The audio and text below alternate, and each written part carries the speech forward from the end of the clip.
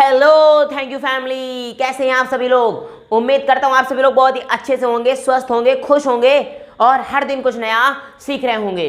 तो दोस्तों, सीखने की इस कड़ी को आगे बढ़ाते हैं और आज सीखते हैं कुछ नया।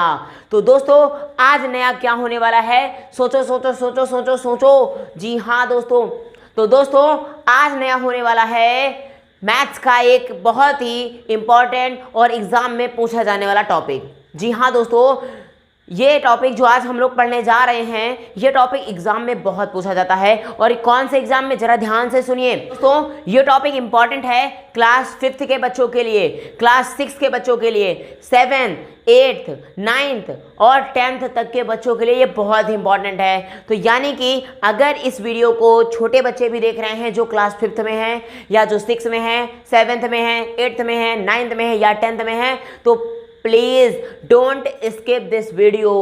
क्योंकि अगर आपने इस वीडियो को स्किप किया तो आप एक बहुत ही बड़ी लर्निंग को छोड़ देंगे, एक बहुत ही बड़ी सीख को, बहुत बड़ी लर्निंग को छोड़ देंगे। और उम्मीद करूंगा आज का ये टॉपिक जो होगा बहुत ही आसान लैंग्वेज में मैं आपको पूरा का पूरा कॉन्सेप्ट समझा करके जाऊंगा। तो क्या आप सब लोग रेडी हैं? तो चलिए स्टार्ट करते हैं आज की क्लास को। आज का हमारा जो टॉपिक है वो टॉपिक है पैरेलल लाइंस का। कौन सा टॉपिक है? आज का जो हमारा टॉपिक है वो है पैरेलल लाइंस। जी हाँ दोस्तों, पैरेलल लाइंस होती क्या हैं, आज हम इसके पूरे टॉपिक को समझेंगे। तो मान लीजिए दोस्तों कि हमने दो लाइन को ड्रा कर दिया। ध्यान से समझिएगा, अभी मैं और भी लाइन बनाऊंगा, पहले आपको पूरा समझना है। मान लेते हैं ये दो लाइन है, ठीक है। अच्छा चलिए, पैरेलल लाइंस में पहला क्वेश्चन तो यही मन में आता होगा कि व्हाट आर पैरेलल लाइंस।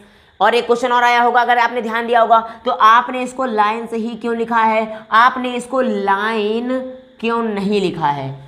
जरा ध्यान से समझिएगा, मैंने यहाँ पे पैरेलल लाइंस लिखा है और आपको जितने भी बुक्स आप देखोगे उन बुक्स में पैरेलल लाइंस ही लिखा मिलेगा। क्यों मिलता है ये कभी सोचा है आपने? पैरेलल लाइन क्यों नहीं लिखा मिलता? इसलिए नहीं मिलता दोस्तों क्योंकि पैरेलल के बारे में हमें जब भी समझना होगा तो ये बात अपने मन में रखनी होगी कि पैरेलल लाइंस कभी भी अकेली लाइन नहीं होती। जैसे हम कभी किसी को कंपेयर करते हैं, अगर हमें किसी की तुलना करनी है तो एटलीस्ट दो लोगों का होना ज़रूरी है। मान लीजिए मैं किसी की तुलना करना चाहता हूँ, मान लो मैं दो लोगों की तुलना करता हूँ, एक इंसान ये है और एक इंसान ये है। तो अगर मैं कहूँ इनमें से कौन अच्छा है, मैं कह दूँ ये अच्छा है और ये बुरा है, तो आपको जाहिर सी बात है, आपको मालूम हो जाएगा कि जो इंसान अच्छा है और एक बुरा, तो दो लोगों की तुलना हुई। अब मैं क्या अकेले ही इसको अच्छा कह सकता हूँ? बोलो दोस्तों, मैं कभी भी इसको अकेले ही नहीं कह सकता। ये अपने आप में तो अच्छा भी है, अपने आप में बुरा भी है। तो इसीलिए हमको कंपैरिजन समझना है कि पैरेलल लाइंस कभी भी अकेली लाइन नहीं होती है। पैरेलल लाइंस हमेशा एक से अधिक लाइनें होती हैं, मोर देन वन और मोर देन टू। ध्यान रखिएगा। तो उसकी डेफिनेशन क्या बनाएंगे आपको ध्यान समझना, मैं डेफिनेशन लिखूंगा नहीं, आपको समझना है। ध्यान से सुनिए, पैरेलल लाइंस कौन सी लाइन होती हैं? Two or more than two lines, minimum two line होनी चाहिए। ध्यान रखना दोस्तों, इसमें मिनिमम लाइन कितनी होनी चाहिए? मिनिमम लाइंस इसमें कितनी होनी चाहिए दोस्तों? मिनिमम लाइंस होनी चाहिए 2। और मैक्सिमम कितनी होनी चाहिए? मैक्सिमम होनी चाहिए इनफाइनाइट। इनफाइनाइट का मतलब आप कितनी भी लाइनें ड्रा कर दो, गलत नहीं होगा। तो मैंने क्या कहा, पैरेलल लाइंस की डेफिनेशन क्या बताएंगे? 2 or more than 2 lines. 2 or more than 2 lines. More than का मतलब इससे अधिक लाइंस भी हो सकती हैं। ये लीजिए, यहाँ से ऐसे ये ले लीजिए। आप जो जिस नोटबुक में आप लिखते हो उनमें लाइंस बनी हुई है ना, वो सभी पैरेलल लाइंस हैं। तो 2 or more than 2 lines which never intersect to each other at any point, जो अपने इनको आपस में आगे एक्सटेंड करते जाएं, इन दोनों लाइनों को आप आगे एक्सटेंड करते जाएं, इसको इधर की ओर एक्सटेंड करते जाएं, तो आपस में कभी भी ना मिले, ऐसी लाइन को बोलते हैं पैरेलल लाइंस। तो यहाँ पे मिनिमम 2 लाइन होनी चाहिए और मैक्सिमम चाहे आप जितनी भी ले लो, ठीक है। चलिए अब समझते हैं इसके कॉन्सेप्ट को आगे से। तो दोस्तों मान लेते हैं हमारे पास दो लाइन पैरेलल लाइंस है, एक है एम और एक है एन। एम और एन क्यों लिखा? क्योंकि हम लोग लाइन को स्मॉल लेटर्स में रिप्रेजेंट करते हैं। एम और एन हमारे पास कैसी लाइन्स है? पैरेलल लाइन्स हैं। और एक लाइन हम बना देते हैं ये इस तरीके से करके, इसको बोल देते हैं ट्रांसवर्सल लाइन, इसका नाम दे देते हैं टी। तो जरा ध्यान दीजिए हम क्या लिखने वाले हैं। हम आपको यहाँ पे एक पॉइंट लिखा, आपको इतना भी नोट कर लेना है, आपको पैरेलल लाइन का कॉन्सेप्ट समझ में आ जाएगा। क्या होता है दोस्तों, एम और एन कैसी लाइनें हैं? M and N are parallel lines. किस टाइप के लाइनें हैं दोस्तों? Parallel lines. ये दोनों पैरेलल लाइंस हो गई। और क्या कहा गया? टी जो हमारे पास लाइन है, टी मतलब तिरछी लाइन जो है, ठीक है, इसको हम लोग तिरछी को बोलते हैं ट्रांसवर्सल लाइन। क्या बोलते हैं? Transversal line. ध्यान दीजिए, यहाँ पे 2 लाइन थी तो हमने लाइन से लिखा है, यहाँ पे सिंगल लाइन है इसलिए हमने लाइन लिखा है। ध्यान रखिएगा, M and N are 2 parallel lines and T is a transversal line। और इनके बीच के एंगल को फॉर्म करते हैं एंगल, इनके बीच देखिएगा दोस्तों, इनके बीच का एंगल 1 हो गया, ये वाला एंगल 2 मान लिया हमने, इस एंगल को 3 कंसीडर कर लिया और इस वाले एंगल को एंगल 4 कंसीडर कर लिया। ऐसे ही यहाँ पे करते हैं, इस एंगल को एंगल 5 कंसीडर कर लेते हैं, इसको एंगल 6 कंसीडर कर लेते हैं, इसको एंगल 7 और इसको एंगल 8। ये हमने अपनी कंफर्ट के हिसाब से इसको किया है ताकि हमको आराम रहे। अब हम इसको आसानी से समझ सकते हैं। तो जरा देखिए, पैरेलल लाइंस के जब आप क्वेश्चंस को सॉल्व करेंगे तो उसमें मेन कॉन्सेप्ट क्या आएगा वो जानते हैं। तो पहला कॉन्सेप्ट आता है दोस्तों, पहला रूल आता है, रूल नंबर 1 होता है वर्टिकल अपोजिट एंगल्स। क्या बोलते हैं? Vertically opposite angles are equal. ये आपको इस चीज़ को ध्यान रखना है कि इस लाइन में वर्टिकली अपोजिट एंगल जो होते हैं वो क्या होते हैं? आपस में इक्वल होते हैं। अब आपके मन में क्वेश्चन आया होगा कि वर्टिकली अपोजिट एंगल कैसे पहचानेंगे, तो आपको ध्यान देना है। मैंने क्या कहा? Vertically opposite angles are equal. पहला रूल, वर्टिकली अपोजिट एंगल क्या होते हैं देखिएगा। तो दोस्तों सपोज कर लीजिए, मानते हैं कि हमने 2 लाइन को ऐसे मिलाया और ये आपस में इस जगह पे इंटरसेक्ट कर रही हैं। ध्यान दीजिए, 2 लाइनों को ऐसे मैंने मिलाया, 2 लाइन्स ये हैं हमारे पास, ये देखिए, इन दोनों लाइनों को हमने इस पॉइंट मतलब ऐसा मिलाया कि ये इस जगह पे इंटरसेक्ट कर रही हैं। तो आपको ध्यान रखना है कि तो ये एंगल, एक देखो यहाँ पे ये एंगल फॉर्म हो गया, तो ये वाला एंगल जो फॉर्म हुआ ये इसके इक्वल में हो जाएगा क्योंकि ये बिल्कुल आमने सामने के एंगल्स हैं। कैसे हैं? यानी जैसे आप बताइए, मेरा चेहरा यहाँ पे है, मेरे चेहरे के सामने आप वीडियो मेरा देख रहे हैं, इसका मतलब मेरे चेहरे के सामने आपका चेहरा है, that means you are vertical to me. समझे? ऐसे ही क्या होगा, इसके जस्ट सामने, इसके सामने का एंगल कहलाता है वर्टिकली अपोजिट एंगल। और इधर से अगर हम इस एंगल की बात करें, ये देख लो, एक एंगल ये हो गया और इधर ये वाला एंगल हो गया, तो ये दोनों आपस में इक्वल हो जाएंगे। सेम प्रोसेस पे काम करता है ये, यानी वर्टिकली अपोजिट एंगल अगर इक्वल करें तो इसमें क्या हो जाएंगे? ध्यान दीजिए, एंगल 1 यहाँ पे, अब इसको पहले इग्नोर करते हैं, पहले मान लेते हैं ये नहीं लिखा हुआ। इन वाली लाइन में देखिए, M लाइन पे और T लाइन पे देखिए, ठीक है, यहाँ पे एंगल 1 के सामने कौन सा है? 3 ही तो है। That means we can say angle 1 is equal to angle 3। समझे? और एंगल 2 के सामने कौन सा है? Angle 2 is equal to angle 4। ये दोनों कैसे हैं? वर्टिकली अपोजिट एंगल हैं, vertically opposite angle are equal, तो ये दोनों इक्वल हो जाएंगे। अब इन लाइन पे बात करिए, लाइन N और लाइन T पे, इन पे बात करें तो angle 5 is equal to angle 7 because both of these are vertical opposite angle. Angle 5 is equal to angle 7। देखो दोस्तों, ये दोनों आपस में इक्वल हो जाएंगे और ये कौन सा हो जाएगा? Angle 5 is equal to angle 7 and angle 6 is equal to angle 8। बस ये आपके रूल मालूम हो गए। ये हो गया हमारा वर्टिकल अपोजिट एंगल का, vertically opposite angles are equal. एक कॉन्सेप्ट आपका क्लियर हो चुका है। नेक्स्ट में आते हैं। नेक्स्ट ध्यान दीजिए दोस्तों, नेक्स्ट पॉइंट होता है हमारा करेस्पॉन्डिंग एंगल्स आर इक्वल। क्या होता है? करेस्पॉन्डिंग एंगल्स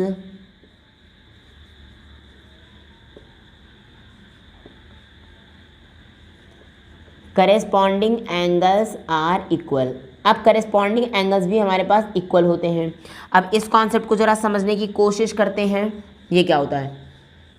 तो पहले हम लोग समझेंगे करेस्पॉन्डिंग क्या होता है।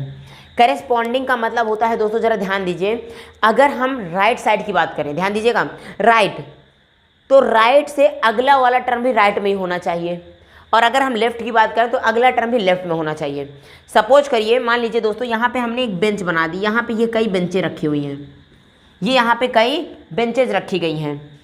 इन बेंचेज में एक बच्चा यहाँ बैठा और एक बच्चा यहाँ बैठा, एक बच्चा यहाँ, एक बच्चा यहाँ, एक बच्चा यहाँ, एक यहाँ, एक यहाँ, एक यहाँ, एक यहाँ, एक यहाँ। ध्यान दीजिएगा दोस्तों, तो यहाँ पे होता क्या है, ये वाला देखो जो इस लाइन पे पूरा सेम सेम बैठे हैं। अगर हम इधर के अकॉर्डिंग बात करें, ध्यान दीजिएगा, अब आप मेरी तरफ से देख लीजिए, मान लीजिए मैं ऐसे देख रहा हूँ, तो आप देखिए इधर वाला ठीक है। इस साइड की बात करें अगर हम, इस साइड में ये हो गया राइट और ये हो गया लेफ्ट मेरी तरफ से, ये राइट और ये लेफ्ट। तो आप बताइए राइट राइट राइट की जब हम बात करेंगे तो ये आपस में एक दूसरे के क्या हैं, करेस्पॉन्डिंग कहलाएंगे। और अगर हम लेफ्ट की बात करेंगे तो left left left left left ये आपस में करेस्पॉन्डिंग कहलाएंगे। बात समझ आ गई कि नहीं? अच्छा, एक पॉइंट और आता है, वो भी अभी यहीं पे समझ लेते हैं। तो करेस्पॉन्डिंग का मतलब एक ही साइड की अगर हम बात करें, और एक होता है अल्टरनेट। अल्टरनेट का मतलब क्या होता है कि अगर हम पहले में इसकी बात करेंगे तो दूसरे में हमें इसकी बात करनी पड़ेगी, तीसरे में इसकी बात करनी पड़ेगी, चौथे में इसकी। जरा समझिएगा, यानी पहली बात अगर हमने इसकी किया तो नेक्स्ट टॉपिक बात होनी चाहिए इसकी। अगर एक हमने राइट में लिया तो दूसरा लेफ्ट, फिर तीसरा राइट, फिर चौथा लेफ्ट, ऐसा होगा। Right left right left right और आगे फिर लेफ्ट हो जाएगा। बात समझे? तो जब ऐसा कुछ लॉजिक लगने लगता है गाइज तो हम इसको बोलते हैं अल्टरनेट एंगल।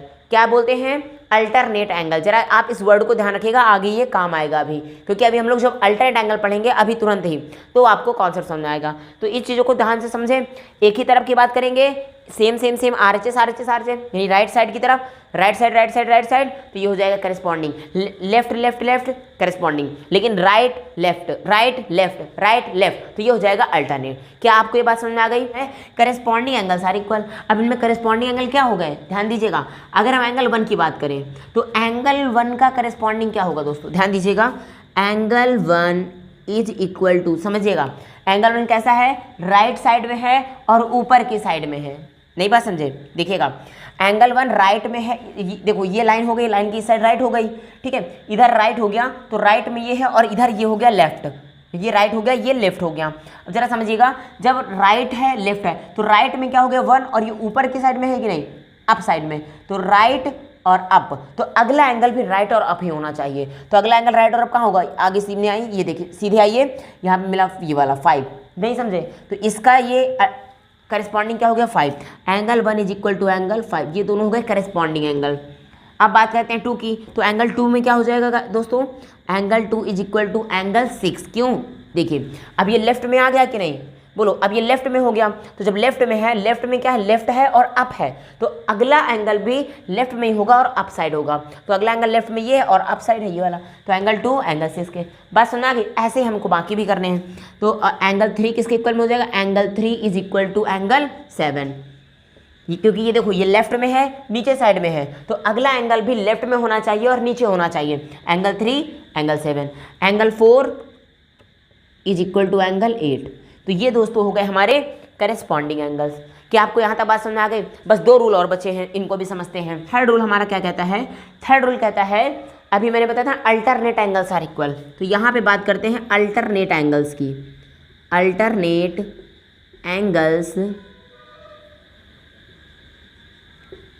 आर इक्वल, क्या बात करेंगे, अल्टरनेट एंगल्स जो होते हैं दोस्तों ये भी हमारे पास क्या होते हैं, इक्वल होते हैं। अब अल्टरनेट एंगल्स क्या होते हैं अभी मैंने डिस्कस किया, अगर आपने नहीं देखा एक बार फिर से वीडियो को थोड़ा सा पीछे कर लीजिए, वहां पे आप समझ लीजिए अल्टरनेट। तो alternate angles are equal, alternate में मैंने क्या बताया, एक राइट तो दूसरा लेफ्ट, राइट लेफ्ट, तो बिल्कुल ऐसे ही करना है। अच्छा देखिए एंगल 1 की अगर बात करें तो एंगल 1 क्या है, एंगल 1 देखिए दोस्तों कहाँ है, राइट में है और अप साइड में है। अगला कैसा होना चाहिए, लेफ्ट में होना चाहिए और डाउन होना चाहिए। बात समझे कि नहीं, लेफ्ट में और डाउन में। तो चलिए बात करते हैं, अब लेफ्ट में आते हैं इस साइड में और डाउन में, तो आप देखेंगे सर लेफ्ट में डाउन में तो 3 भी दिख रहा है और 7 भी दिख रहा है।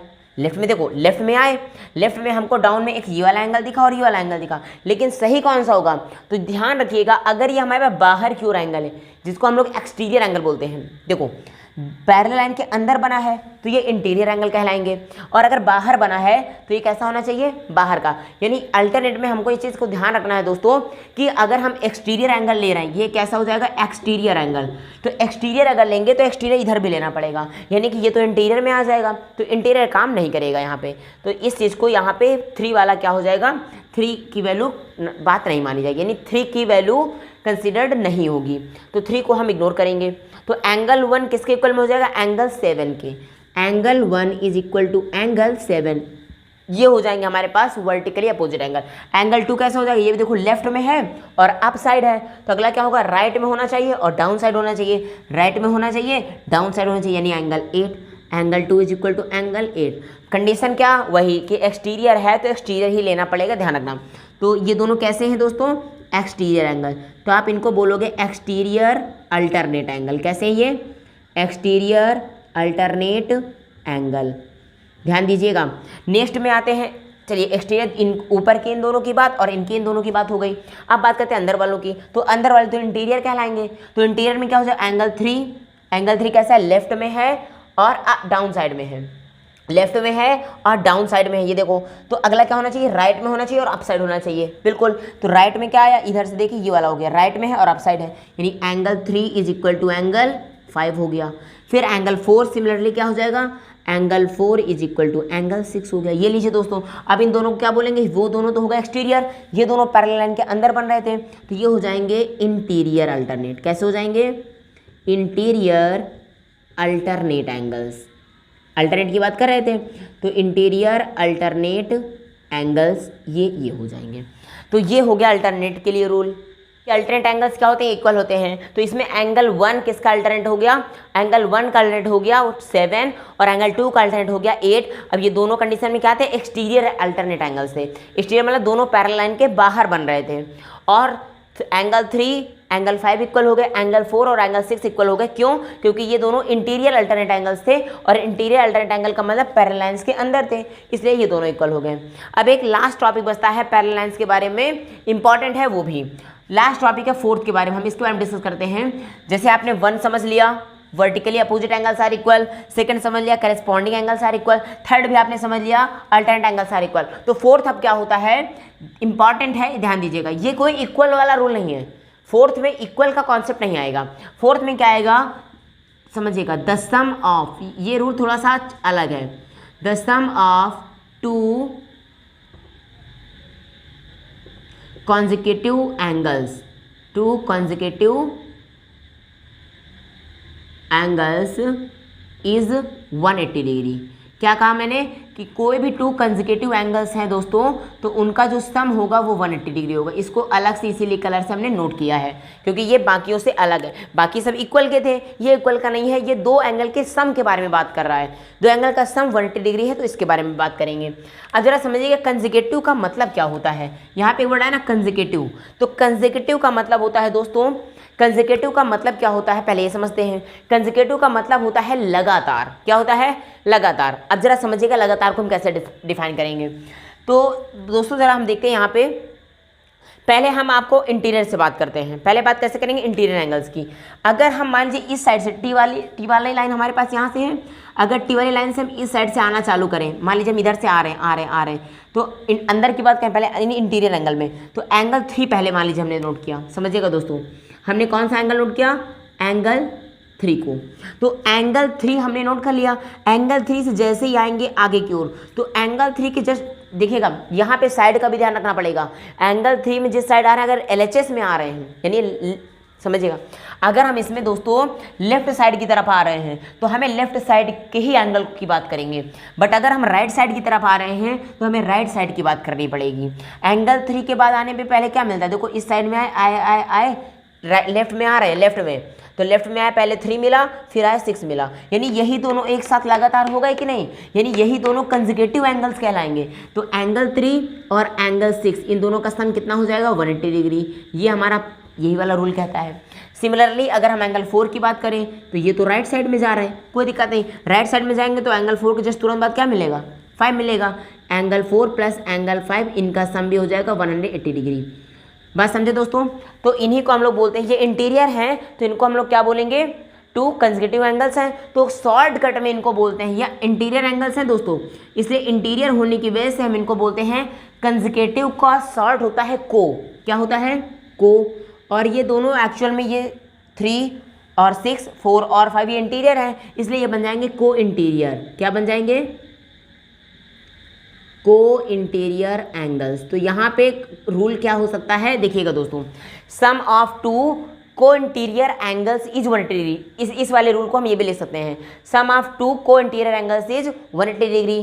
ठीक है, बट मैंने अभी लिखा क्यों नहीं, क्योंकि हमको इंटीरियर बस की बात थोड़ी ना करनी है, हमें तो एक्सटीरियर एंगल की भी बात करनी है। तो एक्सटीरियर एंगल के लिए हमने पूरा एग्जैक्ट जो सही था वो हमने रूल लिखा है। तो तो ये को इंटीरियर हो गए, ठीक है।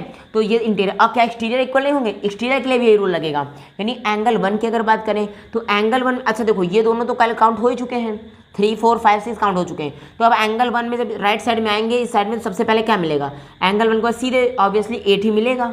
नहीं बात समझे, क्योंकि 3 और 4 एक्चुअल में देखो दोस्तों हम लोगों ने इनको काउंट कर लिया पहले से ही, ठीक है। तो 3 और 4, या अगर बाद में भी आप काउंट करोगे तो भी ये दोनों इंटीरियर में जुड़ जाएंगे। तो हमें इंटीरियर की बात इसमें नहीं करनी, एक्सटीरियर एक्सटीरियर हो जाएगा इसमें। तो 1 और 8 जो बनेंगे इनका सम हो जाएगा 180 degree. Angle 1 plus angle 8 is equal to 180 degree. Similarly we can say angle 2 and angle 7, angle 2 plus angle 7 is equal to 180 degree. बात समझे, तो ये भी हो गए कंसेक्यूटिव एंगल्स। लेकिन अब जरा ध्यान दीजिए ये कंसेक्यूटिव कैसे हैं। देखो 1 2 7 और 8 ये सब बाहर हैं, एक्सटीरियर ये भी, एक्सटीरियर ये भी, इसका मतलब ये दोनों एक्सटीरियर एंगल हैं। और अभी जस्ट हमने बताया ना कि कंसेक्यूटिव को शॉर्टकट में हम लोग को लिख सकते हैं। तो यहाँ पे ये हो गए को, और कैसे बन जाएंगे दोस्तों, ये एक्सटीरियर एंगल है तो ये बन जाएंगे एक्सटीरियर एंगल, को एक्सटीरियर एंगल्स। तो इस लैंग्वेज को कभी कभी क्या लिखा जा सकता है, सम ऑफ, ध्यान दीजिए दोस्तों, सम ऑफ 2, अगर इसको अलग अलग दो पार्ट में तोड़ना है तो क्या हो जाएगा, सम ऑफ 2 को इंटीरियर एंगल्स इज 180 डिग्री, इन दोनों के लिए लागू हो जाएगा। बात समझे, इन दोनों के लिए। और अगर कहा जाए सम ऑफ 2 को एक्सटीरियर एंगल इज 180 डिग्री, तो ये इन दोनों के लिए लागू हो जाएगा। बट ओवरऑल हम इनको क्या कह सकते हैं, ये तो इंटीरियर और एक्सटीरियर समझना हमारे ऊपर है। तो हम क्या कर सकते हैं, the sum of 2 consecutive angles is 180 degree, या ये कह सकते हैं सम ऑफ 2 को एंगल्स। अब को एंगल्स समझ में थोड़ा कम आता है, इसलिए ध्यान रखना, sum of 2 consecutive angles is 180 degree. तो दोस्तों ये था हमारा एक इंपॉर्टेंट का टॉपिक जिसमें पैरेलल लाइंस के बेसिक कॉन्सेप्ट को मैंने समझाया है।